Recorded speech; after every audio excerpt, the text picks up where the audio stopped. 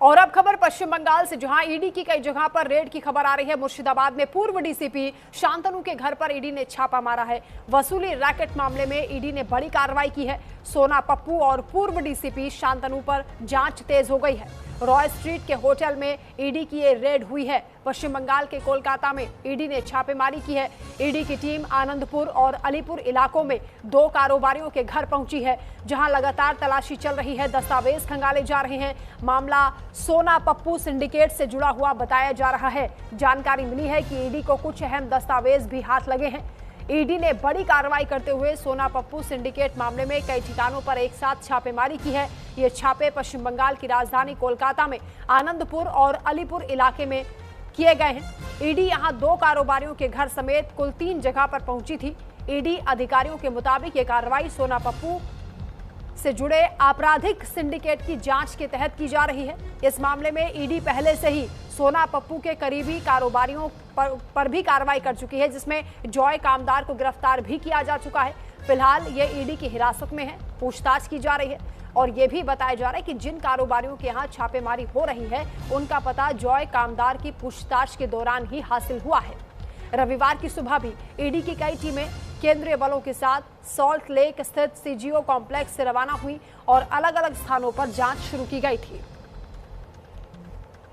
तो सोना पप्पू गैंग से क्या कनेक्शन है पूर्व डीसीपी का, यह भी पता लगाने की कोशिश की जा रही है। ईडी की टीम कई जगह पर रेड करने के लिए पहुंची है। बताया जा रहा है कि कई अहम दस्तावेज भी ईडी की टीम के हाथ लगे हैं। मुर्शिदाबाद में पूर्व डीसीपी शांतनु के घर पर रेड हुई है। तो ये बड़ी जानकारी हम आप तक पहुंचा रहे हैं। किस तरीके से लगातार कार्रवाई चल रही है, जांच एजेंसी मामले की तह तक जाने का प्रयास कर रही है। सचिन रक्षित संवाददाता इस वक्त हमारे साथ लाइव जुड़ रहे हैं। सचिन, क्या पूरी जानकारी, कहां-कहां पर छापे पड़े हैं और क्या इनपुट मिले हैं ईडी को, जिसके बाद कार्रवाई शुरू हुई है? देखिए, सोना पप्पू केस में सुबह से ही देखने को मिल रहा है कि कलकत्ता की जो ईडी का हेडक्वार्टर है, सीजीओ कॉम्प्लेक्स, वहां से लगभग 3 जगह पे गाड़ी निकल चुके हैं, ईडी ऑफिसर निकल चुके हैं। ईडी का टीम वहां पर छापे मार रहे हैं। 3 जगह 3 लोकेशन पे है, कलकत्ता में ही है, एक है कस्बा, जहां पर एक कलकत्ता पुलिस के एसआई के घर में उन लोग छापा मार रहे हैं। दूसरी जगह है कोलकाता का रॉय स्ट्रीट, जहां पर भी छापे मारे जा रहे हैं। वो एक होटल है, वहां पर भी छापे मारे जा रहे हैं। और तीसरी जगह है, वो है एक प्रमोटर की घर, जो भी कोलकाता के अंदर ही है। फिलहाल इसी दौरान जो है, जो जानकारी मिल रही है हम लोगों को कि जो भूमि माफिया है, इन लोगों का जो रैकेट चल रहा था, इस रैकेट में ही पूरा जो पैसे है, पूरा जो इसका जो पैसे रखा हुआ था, या फिर इसका जो एसेट रखा हुआ था, जायदाद की कागजात जहां पर रखा गया था, ये तीनों जगह पे रखा गया है। पुलिस वालों की मदद से ही ये पूरा रैकेट चलता था कलकत्ता की हर एक इलाका में, ऐसा ही मानना है ईडी का। इसके हिसाब से ही कलकत्ता पुलिस की बहुत ऑफिसर के घर पे भी इन लोगों ने छापे मार चुके हैं। और यहाँ पर देखने को मिल रहा है कि एक कोलकाता पुलिस की एसआई की घर पे भी छापे मारे गए हैं। आज चल रहा है, वहां पर रेड चल रहा है, ईडी का रेड चल रहा है। और दूसरी एक होटल पे भी, उसका होटल का जो ओनर है, वो भी इस पूरा जो रैकेट है इसमें इन्वॉल्व है, ऐसा मानना है ईडी को। इसीलिए ईडी सुबह से तीनों जगह पे रेड कर रहा है। और क्या मिलता है इस रेड से, उसके ऊपर ही नेक्स्ट जो कार्रवाई है वो डिपेंड करेगा ईडी का, ऐसा ही सोर्स का कहना है। बिल्कुल, सोना पप्पू गैंग से जुड़े हुए जितने भी लोग हैं, उनके खिलाफ ही कार्रवाई शुरू कर दी गई है। जॉय कामदार की गिरफ्तारी होने के बाद कहा जा रहा है कि उससे पूछताछ हुई और कई लोग चिन्हित किए गए हैं। और कौन कौन लोग हैं जो रडार पर हैं, जहां पर ईडी की रेड हो सकती है? देखिए, इसमें एक जो सोना पप्पू की केस है, इसमें बहुत सारे कलकत्ता पुलिस के ऑफिसर, जो तब सोना पप्पू जब फुल्ली एक्टिव थे, पूरे रैकेट चला रहे थे, उस टाइम पे बहुत सारे फायदे लूटे थे। लगभग बहुत थाने पे ऐसे ऑफिसर भी है जिनका कहने से उन लोगों का प्रमोशन या ट्रांसफर होते थे।